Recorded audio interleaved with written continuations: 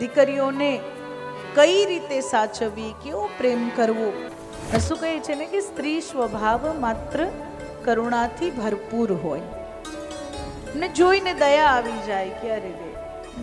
આ એક કારણ છે આપણા ભારત દેશની અંદર અમુક નિર્ણયોમાં જે તે સમય, અત્યારની વાત નથી, પુરુષોને પ્રાધાન્ય એટલે આપવામાં આવતું કે સામેથી કાવતરા કરીને આવનાર લોકો પણ જો કદાચ આવીને રડવા લાગે તો સ્ત્રી મૂર્ખ નથી, પરંતુ હૃદય કરુણાથી ભરપૂર હોવાના કારણે દયા આવી જાય કે છોડો ને હવે રડે છે. પણ હવેની મારી માતાઓ એવી નથી છે.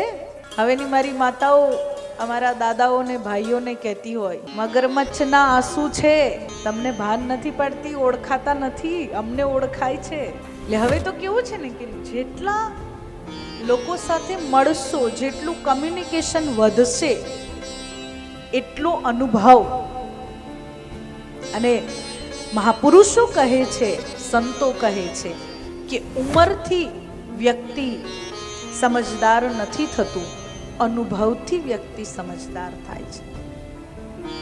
અને એટલે જેટલા તમે લોક સંપર્કમાં રહેશો એટલો તમારો અનુભવ વધશે ને એટલી સમજદારી પણ વધશે.